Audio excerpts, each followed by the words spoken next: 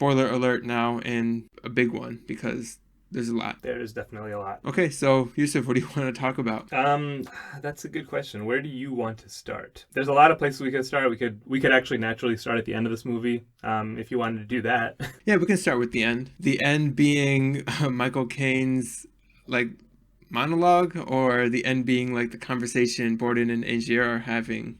Yeah, I guess more so the conversation between Borden and Angier. So, Okay. I mean, I guess maybe it'll be serving to just kind of cue up the whole plot here, where basically we follow two magicians, kind of in a semi rivalry. They start out kind of as colleagues, but end up on polar opposite, sides of this rivalry because one of them has something to do with the death of the other's wife. And one of them has that same one has a very special trick.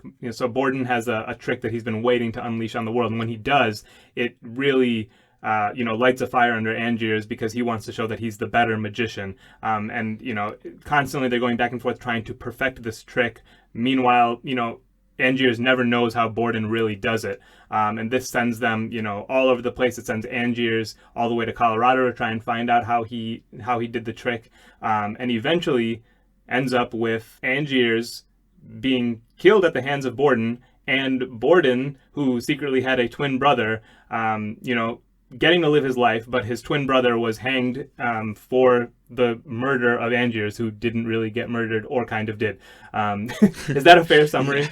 That will only make sense to somebody who's already seen it. So, Of course, it only would make sense if you've already seen it. And obviously, there's a lot happening in between all of that. As far as that conversation, this is kind of similar to Incendies, I guess. When did you get an idea of like what the twist would be, or that it was just a twin brother? so this is something that makes this movie really special to me. I never caught on. I absolutely never caught on until Borden walks out of the darkness in that final scene. You kind of you see that somebody's there. Angiers kind of turns and he's wondering who that is, and then you see the gunshot come out of the darkness, and then Hmm. Borden walks up, picks up his rubber ball that he's been carrying around the whole movie, and lifts his top hat so you can see his face. I did not see it coming until that very moment. Man, I wish I could tell you like what I remember from when I first saw it.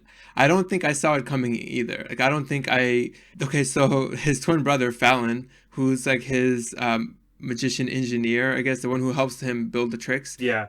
I mean, and I would just say, like, we're going to have trouble talking about the two of them because they both interchange their positions, right? So they're Yeah. both Fallon and they're both Borden at different parts of the movie. It's not like one of them was just always dressed up as the engineer. So, or I guess they call him the ingénieur in the movie. I don't know if that's just a British pronunciation of engineer or Or what, but French, maybe. I yeah. don't know. In any case, I almost want to call them like good Borden and bad Borden, although that is a major simplification of their characters. But one of them is kind of brash and, temperamental, and the other one is calmer and more compassionate, I guess. Hmm. That's as much as we know about the difference between them. So Yeah, but the only thing is, I feel like the very first time I did watch it, I was kind of suspect of like, who the hell is this Fallon character who doesn't say a single word really throughout the entire movie? right, yeah, like I think as the movie wears on, you start to notice that there's kind of this presence there, and there's not much going on there. So what the hell is going on there? So, are there any clues that you picked up on during the movie? I mean, obviously, we're not talking about the first time you ever watched, but even now that you watch it, like, what are all the clues that you picked up on? So there's actually, and this is what I was getting at. There is like I can't even make a complete list of all of the tells that Yeah, there's there's there's probably a two of lot. them. It's impossible. There's probably 1,000 clues. Literally, no, not 1,000. Maybe like 50. But like, there's a lot of clues here in terms of direct parallels to the fact that there is going to be two brothers or two Bordens, and also just kind of other little circumstantial clues that you come across. I mean, so I think one of the best ones to me is early on. There's a scene where Borden is actually meeting Sarah, his eventual wife, for the first time, and so Sarah is in the audience with her nephew, and they're watching the bird trick, right? This is kind of also central to the movie. We see it several times, but the idea is you put a bird in a cage underneath, some sort of a veil, and then the bird cage disappears. and then you bring the bird back, right? So the magician's got the bird stuffed away somewhere and pulls it out to show the audience. And so everyone obviously claps and everything, but the nephew, Sarah's nephew, is like bawling, and he's like, no, he killed him. And so Borden tries to comfort him and says, no, look, he's right here, he's okay. And the response from the nephew is, but where's his brother? And Borden kind of freezes, and he's like, you've got a sharp lad there. Yeah, it's not even that he just says, "Where's the other one?" He literally says, "Where's his brother?" His brother, yeah, not even just another Yeah. bird, but literally his brother, and that's exactly how Borden does his trick, right? So, he's caught off guard there. And I think that's kind of the first of many tells. I think even just right after that, like immediately after that, he's walking Sarah to her apartment, and he asks to come in to have some tea, and she says no, like the landlord wouldn't allow it, but I hope to see you again soon. So he walks away, and she's like, I'll see you again, right? And he doesn't respond. He just keeps walking. So she goes into her apartment, closes the door, and he's standing inside with the tea kettle, and he's like, like what do you want in your tea? And so, it's supposed to be kind of just this funny trick, but obviously it's almost impossible, right? Yeah. And it is, and the reason it happens is because there's two of him, and one of them was already waiting inside. So like there's these moments where I think in my head the first time I was watching it, I kind of just attributed that to, it's a magic trick. We don't know how to do it, and it's a little bit exaggerated, maybe even like obviously something like that would be impossible, so it's exaggerated somehow, but it's not. It's actually plainly in your face that there's two of them. So like I actually did try to write down what clues that there are. Again, this is almost impossible to pick up on if you're watching it for the first time. This is only something you pick up on a not even second, maybe third, fourth time. Let's do it. Let's walk through all the ones that we can remember. I mean, and I'm sure we're going to miss out a bunch. So this is an incomplete list, but let's do it anyway. So the one that you mentioned, I have that written as well. So yeah, Sarah's nephew when he asked about the birds, where the bird's brother is. And then the very first one, how the movie starts with Angier reading Borden's journal, right? His diary. And Borden is saying in that journal, like, in the beginning, it was two of us, like, at the start of our careers. And maybe he's not talking about him and Angier. That's what we're implied to think. But it's probably him and his brother who are devoted to, like, the art. Interesting. That's the first clue. And then the next one I have is when they go to Chung Ling Su's act, the Chinaman who makes a fish bowl appear. And this is a big moment, right? I mean, this is a pretty big one. I mean, again, on the second watch, this is actually pretty clear because Borden automatically tells Angier, like, well, the trick here isn't like the actual fishbowl trick. The trick is that he's living this act as a cripple. Like, he's not actually a cripple. Like, him being a cripple and walking the way he does is what helps him perform that fishbowl trick. But he has to keep that act up for his entire life, and that's like the devotion it needs. And like Angier is like almost like like whatever, man. Like that's absurd. But Borden is so adamant about it because that's what he's planning. He's planning that with his brother, right? Yeah, and I mean he even goes back. Angier goes back and he's talking about this with his wife, and he says, Borden saw through it right away, but I couldn't even fathom it. I mean, and it's because obviously Borden's already in the midst of that, and that's kind of also something that both of the characters struggle with throughout the movie, right? Kind of this idea of total devotion to your art, and Borden's already in the midst of it. Angier's doesn't really seem to quite get it, and it takes him a longer time to get to that point in his obsession, basically, right? And then I guess the only other clue I actually wrote down was Sarah, again, Borden's wife, knew when Borden loved her versus when he didn't. Like, there were days that she could tell, like, all right, you don't love me today. But on other days, like, all right, yeah, you do love me. And it would be obviously whether, like you said, you had the Borden who's a little more calm, compassionate, or the other one who's a little more high-strung or temperament, like bad temperament. Yeah, and I think if you rewatch the entire movie, I mean, this is kind of going into the acting as well, where on any given scene, I think you can tell on your own which Borden is in the scene. Yeah, you can. That's just a testament to how good Christian Bale's acting is, because I mean he's playing two characters at once, and the audience doesn't really know that there even is two characters. So I mean, you can enjoy this movie and enjoy his acting and not realize that like there's that layer there. But he's so good that even though the audience doesn't know that there's that layer there, he's making sure to hit it very hard. I mean, there's very distinct personalities between the two, and I mean, it's almost impossible to mistake. You can say almost with certainty in every single scene which Borden you're talking about here. Especially when he's with Sarah. That's when it's very obvious. Right. Yeah, I think the ones with Sarah, because he's obviously not really in love with her. He's just doing his part for the sake of his brother, who is in love with her. And Yeah. I mean, he gets very angry. He gets very short-tempered. And then he tries to like brush it off or smooth it over.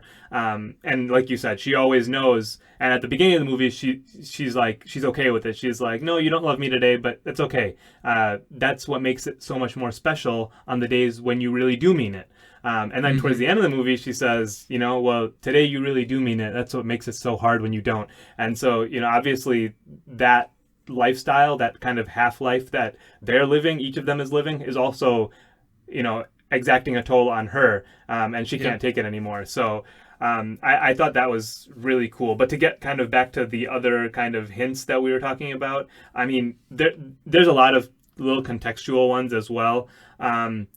I think the one that made me crack up was when Sarah first tells Borden that she's pregnant, and like Fallon had just walked out the door. So as soon as he says that, as soon as she says that, Borden's reaction is to be like, oh my God, this is amazing. We should have told Fallon.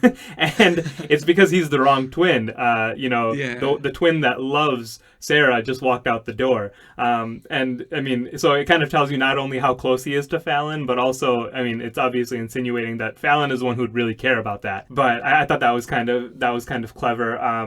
Obviously there's the scene where his fingers start, after he's lost his fingers to the gunshot during the gunshot trick from Angiers, who put a button in the barrel of the gun and shot him. No, not even a button, man. It's straight a bullet. It was a small pellet. Oh, was it? Okay, I didn't even. Yeah, because you see him, they do a cut to show Angier like practicing like sleight of hand with that bullet before he gets right. Yeah, you're right. Yeah. Okay, so it's actually a full-on bullet then.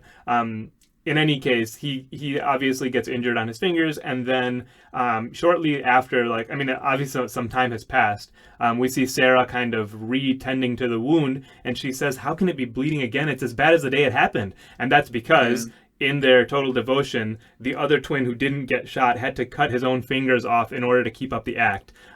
So I thought that's pretty deep. I mean, that just shows how crazed they were, how far they were willing to go in order to perfect their art, right? And but that's kind of a clue, because she says, literally that it's as bad as the day it happened. And it's because this particular instance of the wound did happen that day. Yeah.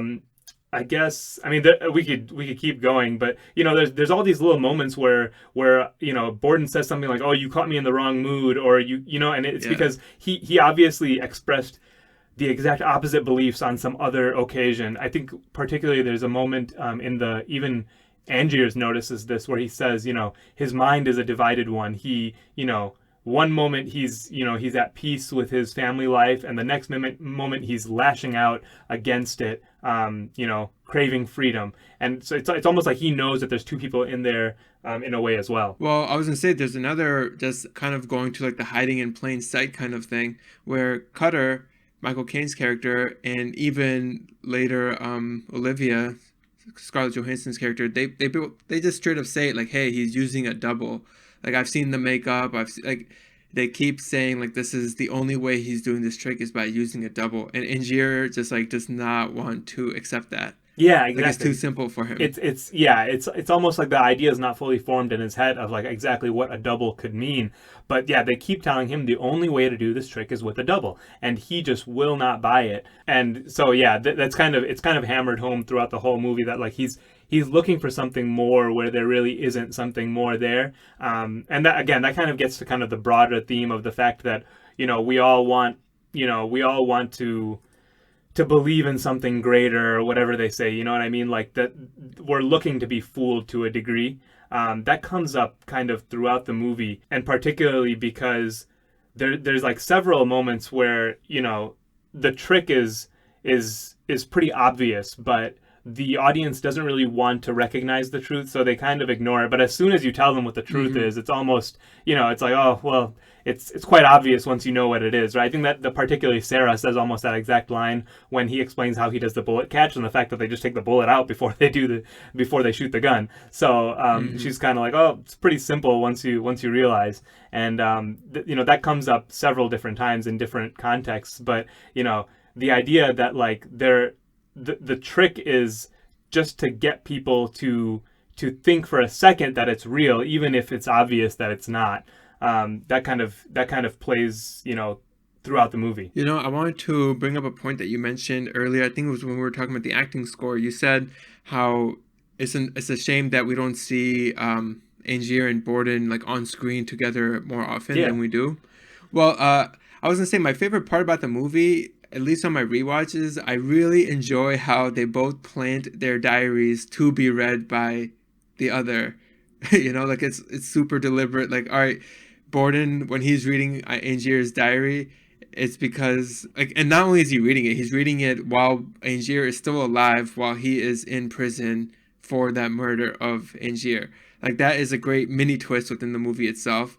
And then you have Angier who's out in Colorado trying to figure out this machine with Tesla, and he's reading Borden's diary, and he finds out that well, Borden wanted him to read this diary. Right, yeah, So because like I they, just they both they thought, both work it into the diary as well. At some point, it addresses the reader, right? So at some point, Borden's journal says, "You, Angiers, you who is reading this diary," and it's yeah. So you get that moment where you realize that the whole thing was kind of just drawn up to confuse the other. exactly, and like it's like a way of that's how they were communicating with one another throughout the whole movie. Is through their diary, really. So there's 2 points on that. One, I thought that so obviously the journals are like a huge plot device to kind of drive the plot forward and let us know all the events that had happened leading up and kind of the feelings and the emotions that were tied into each of those characters. I mean, the journals kind of intertwine because you go into the history of one journal, which is Borden reading Angier's journal, and in that journal Mm-hmm. is a recollection of Angier's reading Borden's journal, right? So it's kind of it gets like two layers of meta there, but the interesting thing to me was that we take everything that we're presented on screen for granted pretty much, right? And then at some point you realize that the journals were pretty much drawn up to confuse the opposing rival. So I'm not sure. I mean, there's definitely we've talked about this before, but the idea of an unreliable narrator is pretty strong there because we don't really know how much of the portrayals that we're seeing is actually how things went down now, right? Because everything that we're That's a seeing good was point. just a recollection of each of those individuals, and not only just a recollection, but a recollection meant to fool the other. So it's almost impossible Yeah. to tell which parts of the story are actually accurate and which ones were exaggerations or straight up lies. Yeah, man, that's a really good point actually, because I mean, at what point do we think that like the entire journal is like fabricated to be read by the other, rather than it being like honest, real reflections or notes, and then at a certain point they decide, all right, now I'm gonna start, this is a tool now to trick the other person. Like, yeah, you can't be sure, I guess, but I just I enjoyed that part of the movie where because it also serves as our guide in the different timelines because there are, I guess, how many timelines are we looking at here? We have the one where post Angier's death where Borden's on trial. We have Angier in Colorado, and then we have the one both Angier and Borden are competing in London against one another.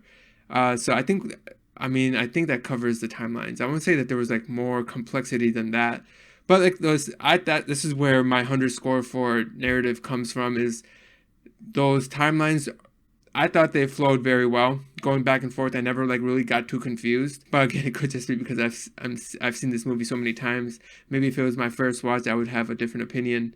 But what do you think about the timelines? I mean, that was the one point where I thought maybe the narrative could have used some work, and just in terms of making clear which timeline you're following. And I mean, I think in the end, like you said, I didn't really have much trouble following it, at least not this watch through. But I just the best indicator of that I can see is when I've watched with people that are watching for the first time, and they seem to be a little bit confused. So I kind of just took that into account.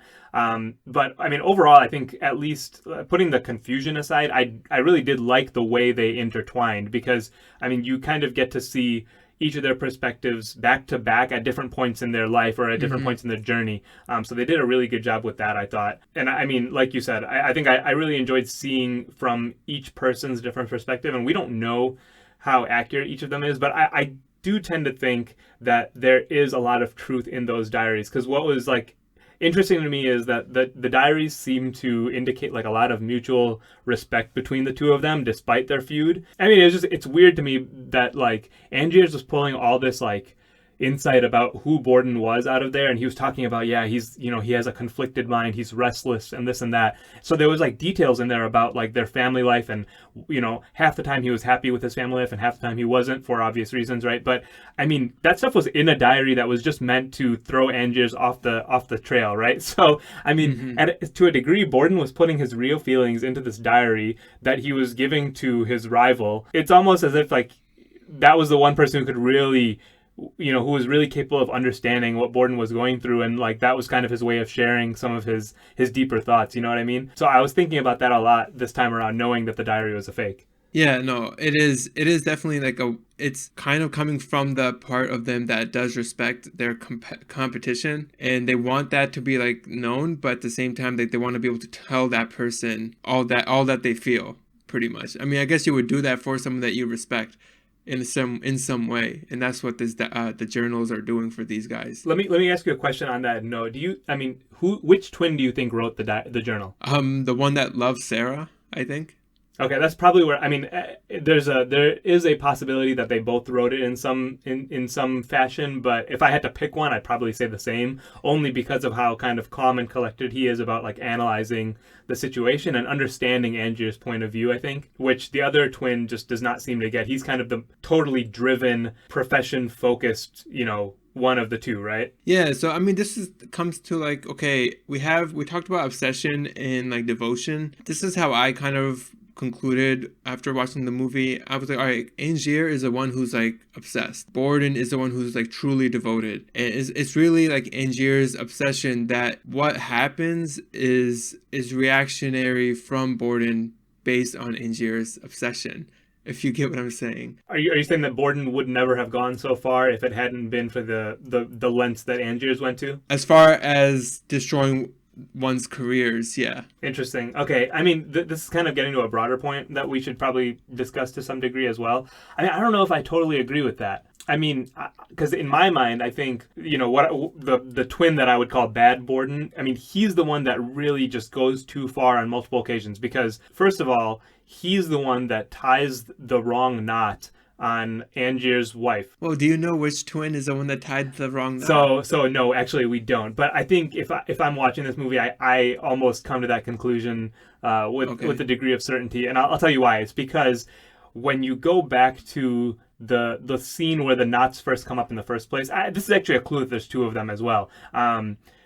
If you go back to that first scene where basically Cutter is yelling at Borden saying like, you got to make sure to tie the knot properly. If she slips out, she can break a leg. And he says, we're tying the wrong knot. We should be tying this other knot. I can't even remember which knots they're talking about. But he's like, we should tie this other knot. And, Cutter says, no, that could swell up in the water and then she wouldn't be able to get out. And he's pretty brash in that scene overall because, I mean, he gets kind of mad about the knot, but he's also shouting about the magician they're working for at that point, and he's saying he's boring, he's tired, he won't take any risks, he's just he's not being a true magician. A true magician would try to innovate and bring things to the next level and create something that other magicians would scratch their heads over. So he gives kind of this huge speech, and I mean it is really the driven the sharp career focused Borden that we're seeing in that scene. And then also what happens later to kind of tie together with that is at the funeral, Borden shows up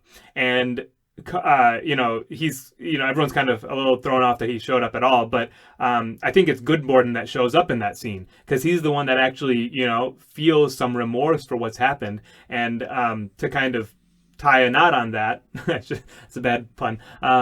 But to kind of close that thought, it's in that scene that Andrews asks him, which knot did you tie, Borden? And he says, I don't know.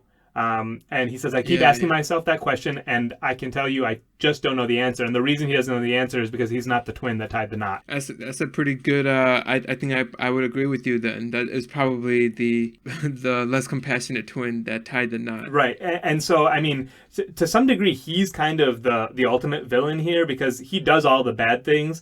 On the other hand, you can kind of say that Angiers is both twins in one, right? I mean, he has good and bad sides to him all wrapped up in one person. So he can't really escape the bad things. Whereas with Borden's case, you know, they get to compartmentalize the aggressive actions versus, you know, kind of the more, you know, compassionate, loving side of Borden into two different people. I guess I kind of wanted to ask who you think the villain is in this movie, right? Or is there one at all? I was watching this movie and I was having trouble figuring out who I was rooting for at different points. So that kind of just, you know, it may not be that clear, but I mean, I think my opinion changed from the beginning to the end of the movie for sure. I guess, I mean, their villain or the villain is each of their egos, I guess. 'Cause, I mean, Angier, he has like a legitimate gripe, obviously, that his wife was killed based off an accident that could have been prevented based on whatever knot was tied by one of the Borden twins.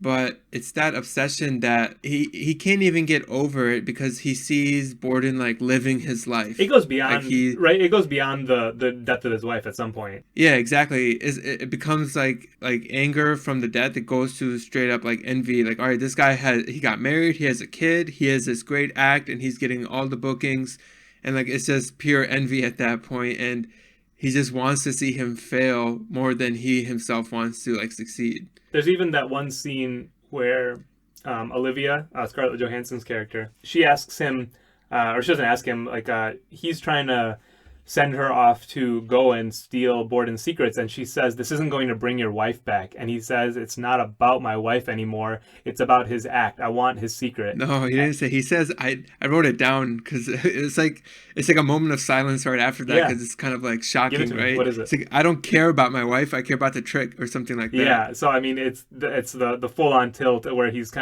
gone past whatever started this rivalry, right? As all feuds go, right? You know, in the end, you forget about what actually started it, and it's gone beyond to something else altogether. And I think that's exactly what happens to him here. But yeah, to answer your question about the villain, it's obviously each of them, and it's a part of them. It's not fully who they are, but that part of them, like their obsession, is what like lets that part of them become the driving force of their actions. Yeah, definitely. And I think to a degree, Borden, or if we may even call it good Borden, right? He's willing to let his twin brother, you know, take the actions and take the measures that he does. So, I mean, even if he doesn't do all those things, he's kind of signing off on it to a degree where he's not fully, innocent of any of this in the end, right? Yeah, there is a scene that I can remember right now, but I don't remember when it came. When Borden is talking to Fallon, his twin, and he says, I should have just listened to you when you said to let it go. What part of the movie did that come? Do you know what I'm saying? Yeah, I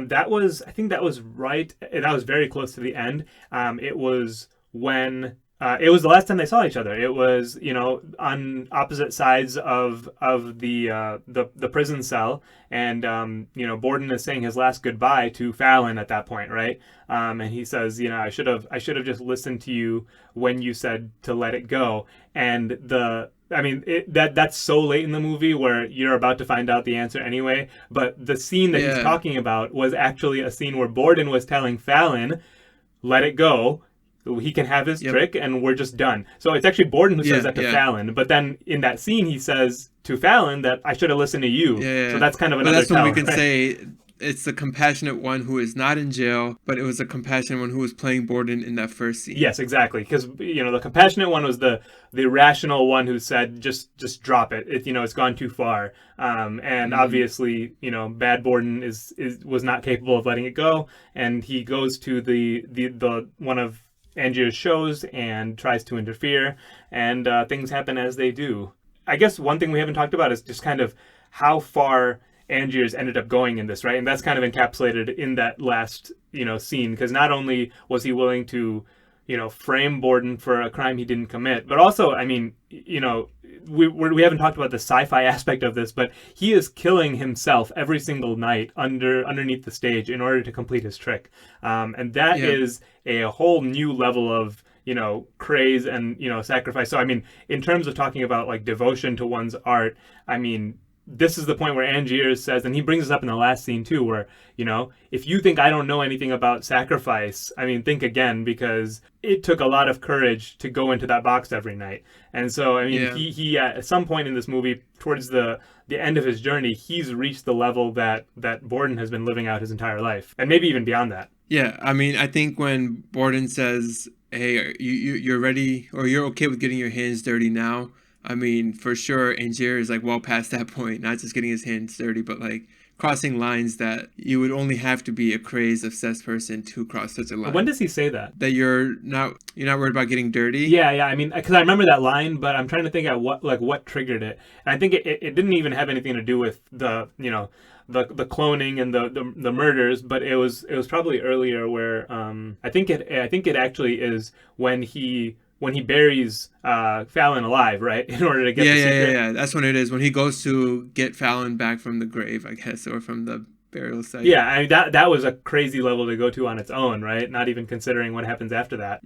But yeah, the whole sci-fi aspect. So we're just gonna say, so Tesla does create some kind of machine where it creates a cloned version of whatever stands in like these electric currents that shoot down on that object, whatever it is, whether it's a top hat, a cat, or a person. So basically, Angier, the one that goes into the box is the one that drowns every night. And the clone that is created from the machine, from the box, is the one that gets to enjoy the prestige, the crowd, and like the ovation and everything that comes with it. I mean, that's another thing.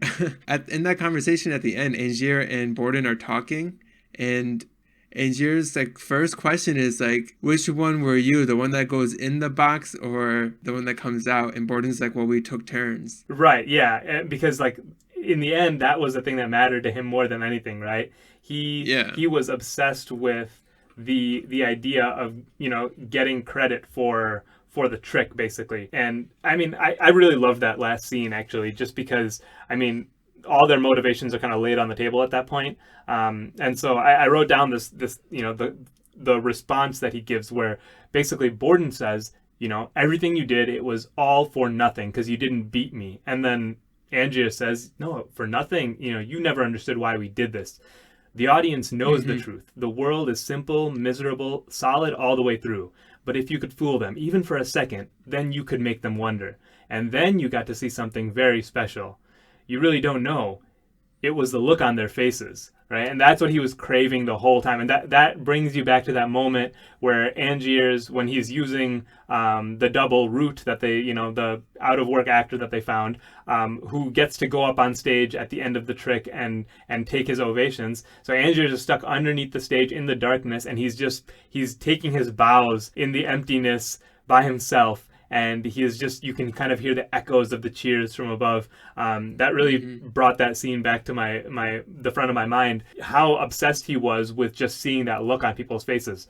And that's kind of, again, that's the deeper theme of this movie, right? That like, if you can relieve people of the stresses and the horrors of the world for just a little bit, that's a better feeling than anything. Yeah, and you could say that's what Christopher Nolan's trying to do with the movie. Yeah, I mean, that's it. When you take it back to that level, it's like, I mean, that's clearly what he's saying, right? Because this whole thing about the magic trick and all of that, and also, I mean, he opens the movie and he ends the movie making it clear that it's a magic trick. I mean, so film is kind of this medium that can give you some sort of escape from the worries of the world. I kind of you can kind of go deep on how many parallels Nolan is trying to make with this movie, but like, I mean, something that I thought about. I only thought about this because the first thing that comes up on the in the credits as soon as the movie's over is it says it's written by Christopher Nolan and Jonathan Nolan. So Mm-hmm. he has a brother who is not the face of their operation. He writes on most of Christopher Nolan's movies, but he Yep. takes his bows underneath the stage. Yeah, I guess no. When you said meta earlier on, I mean that is what it is, right? It's like there's meta meanings to what we're trying to like talk about here when Christopher Nolan's making this movie about magic and what it means like for film itself. Yeah, I mean, we didn't talk enough, I think, about the structural alignment of this movie. I mean, because the whole thing, like we talked about, is it. You know, he divides this thing up into the stages of a magic trick, right? The pledge, the turn, and the prestige. And so, I mean, I really did love kind of Michael Caine's voiceover from the beginning of the movie to the end of the movie, where he's describing, there are three acts to any magic trick, and he says, it's not enough to make something disappear. You have to bring it back, and that's right the moment when Borden kind of walks back into the life of his daughter, right, who presumably thought her father had been taken. Yeah, it's in jail. Yeah, so I really liked that. And, Kane even finishes that thought by saying, you're not really looking for the answer. You don't really want to know the answer. You want to be fooled. And that's the last line of the movie. Like, you want to be fooled, which is a really nice shot, in my opinion, where you can see the silhouettes of all of the drowned clones across all of the water tanks in that basement or wherever they were keeping them. So that's kind of the last shot that they leave us on. Yeah, man. It ties it in very, very well. In the beginning, when we hear the narration by Michael Caine, is it really a narration, or because it kind of cuts into the courtroom scene where he's testifying against Borden, and I wasn't sure if that narration that we were hearing was actually what he was presenting to the jury in that trial. But at the end, obviously, he's talking to us, right? Who else would he be talking to at the end? Yeah, exactly. So, I mean, I think I assumed by the end that it really was. But you're right. At the beginning, at least, that kind of bleeds into his testimony. And it's hard to tell who the audience is, or if the audience is Jess, who he's actually performing the bird trick on while that narration is going on, right? But yeah, by true. the end of the scene, it's clear that at least it's echoing back on the audience again as well. Mm-hmm. I think there's also kind of something interesting that we didn't really dive into was kind of the parallel rivalry of Nikola Tesla and Thomas Edison that's kind of going on in behind the scenes of this movie.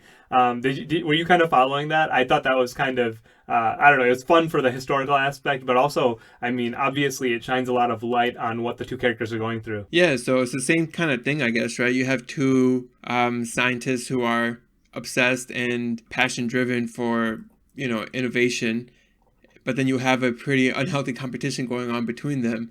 I mean, historically, I think it's really just Edison who's the unhealthy side of the competition, right? Like Tesla, at least from what I know, is he was just wanting to keep doing his stuff, but it kind of wasn't business driven as Thomas Edison's was. But yeah, they kind of bring that in here as a parallel to what Borden and Angier are going through, and we actually kind of see how extreme it is because Edison's people come to Colorado Springs and they burn down Tesla's lab, basically force him to flee the area. Yeah, exactly. And I mean, that's when it goes beyond anything for Tesla in that moment. But it's like he already knew that was coming as well, right? It's not like that was kind of something unexpected or out of line for him. I mean, I'm sure that was something that he had foreseen, because he says earlier to Angiers that like he can recognize an obsession. And he knows that Angier's obsessed, and he's telling him that no good will come of it. And Angiers kind of says, "Well, what about you?" And he says, "Look, I've followed my obsessions far enough, and like I basically know the ills that come with it, and that's one of them, right? That you've gone too far and you've pissed off the wrong people, basically."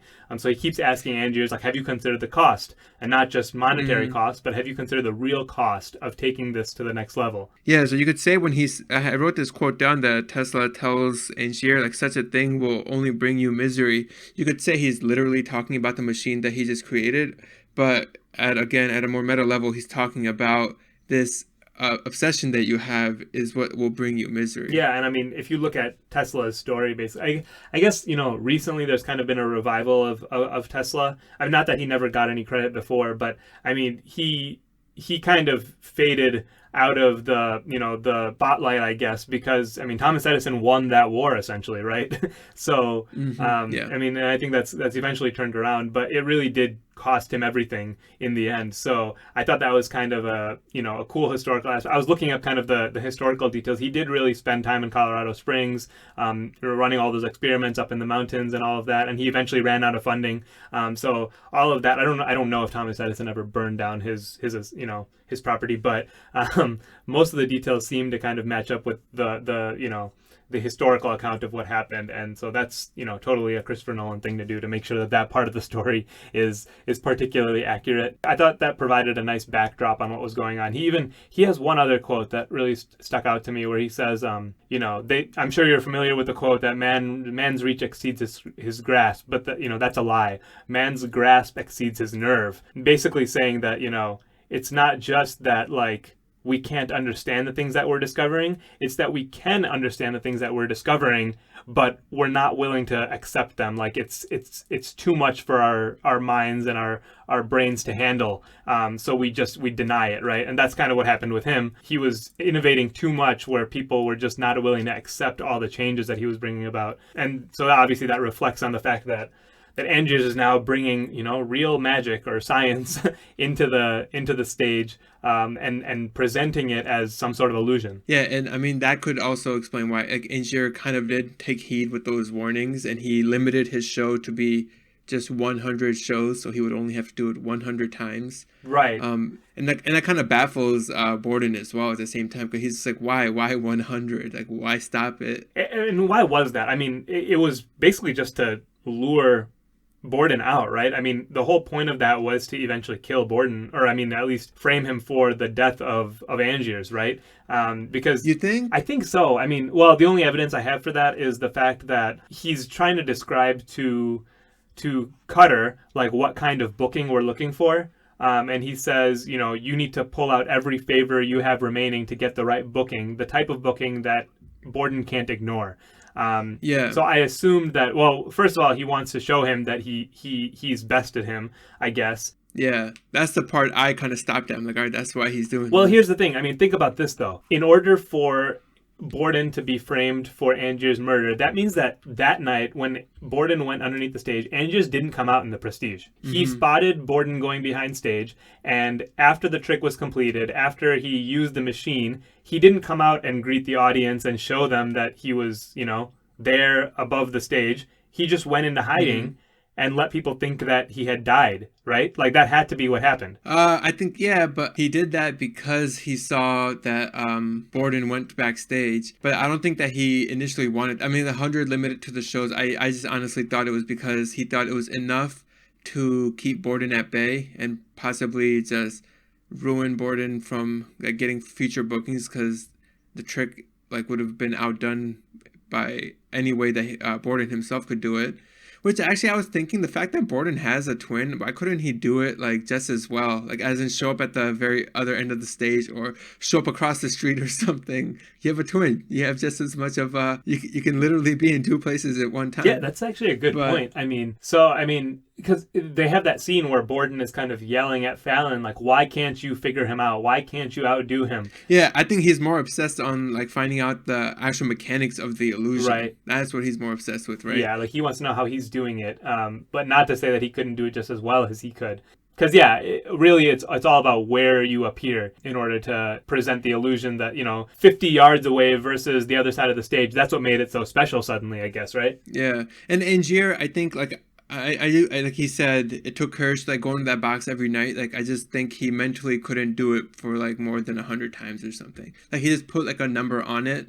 So he knew like, all right, I just gotta do it through this amount. And then I'm done with this. I don't have to think about it ever again. Yeah, I guess so. I mean, it obviously was exacting a toll on him, whether he was willing to do it, but it was obviously killing yourself every night it cannot be easy. I'm not sure exactly how. I mean, there's a whole sci-fi aspect in there that we probably don't have time to get into, but the idea of like which whether he knew every night which side he was going to be on, because he claims that he didn't. At the end of the movie, he says, going into Yeah. that box and not knowing, which Angiers he was going to end up being, the one in the box in the tank, or the one in the Prestige.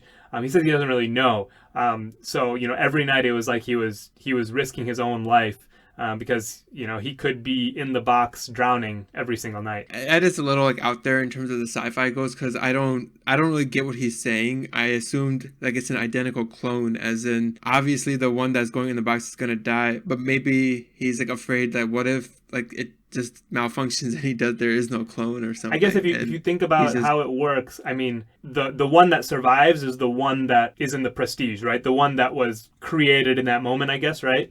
So yeah, exactly. The one that was created through the machine is the one who would get to experience the Prestige. Right. So, no clone ever experiences the trick twice. So it's like almost like every night he doesn't actually know how the trick went the night before, maybe something like that. Yeah, he's only experiencing it for the first time. Yeah, that makes sense. So, I mean, there's that would explain why he says that, because he's obviously scared. He doesn't know. He's only done it once. He's only done it once, yeah. But yeah, I mean, I could go on about this movie at, any length. I mean, there's just so much depth here. I feel like the second or third watch of this movie, I say this a lot, but man, the second or third watch of this movie, there's so much more to think about. And the fact that you've already uncovered the plot twist, I mean, it only enhances all of this, because you have all of these clues to pick up on. And I mean, there are just so many clues. I mean, we literally ran out of time trying to read off all the different clues. I mean, I really could have gone on for another 5 or 10 minutes about the different, little digs there are at the fact that there's two of them.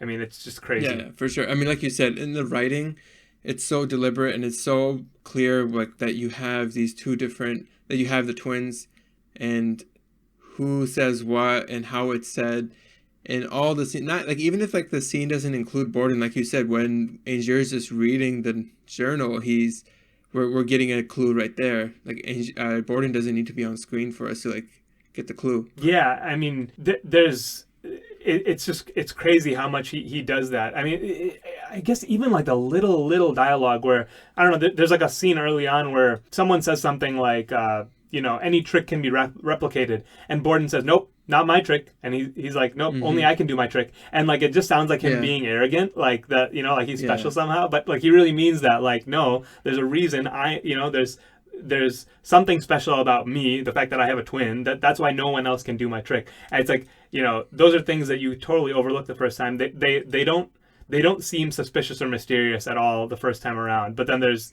an extra depth there the second time around, and I love that about these kinds of movies. I think we've gone on about all the different aspects of this movie at length. One last thing I did want to mention. We've been talking about Borden and Bale's job of playing two different actors this whole time. Hugh Jackman actually plays two actors too, because he plays his own double in Root, the drunk out of work actor. I mean, that was actually him too. I thought that was awesome. I mean, I'm so glad that they just had him play that other role as well, and he does a great job. Kind of just it's kind of, that provides a little bit of comedy to this movie, I think, the different ways that Root tries to screw him. So that was kind of fun to watch for a little bit. And then he actually plays a third character, I guess, if you want to put it that way, where he plays Lord Caldlow at the end. I don't know if you liked that. I thought that was kind of a little bit weird in terms of he had suddenly this like really different accent and all of that. But it was like just like, well, at this point he's living as a different person, right? Because Borden is supposed to die for the death of Angier, so he can't be Angier anymore. Yeah, and actually, I mean, he was Lord Caldlow all the time, right? He tells his wife early on that, like, no, I only changed my name because my family, like, they're too high and mighty to be embarrassed by this type of career, so I had to change my name in order to pursue my passion. So this is like kind of who he was all along, I guess. Yeah, true, because you're not just a lord like by chance, right? You can't just become one. You have to like be one. Yeah, and it also explains why like money is never an issue for him. He's willing to throw in as much money as he wants to get this done. It's because he comes from unlike money, right? Borden. Yeah, Borden is. Yeah, unlike Borden, who has like this problem. Borden's always trying to escape the, as he says, kind of, the brick and mortar of the life that he's living in, right? He's trying to get out of that poverty, and Angiers does not get that because he does not have that problem. Good points, man. I think we should just leave it at this point because we're well over an hour. Yeah, I mean, we could do a few more hours later on, and we'll save that for the B-side or something. There's All right then. Thanks for listening, everyone. We'll be back next week. Thanks for listening to this production of The Twice Over. If you haven't already, subscribe and follow wherever you get your podcast, and remember to support us on Patreon or by sharing the podcast with a friend. Feel free to contact us on Instagram, Twitter, or Facebook at The Twice Over, or email us at comments@thetwiceover.com. All of the music you heard is from Amerigo Gazaway. Check him out on Bandcamp and Spotify.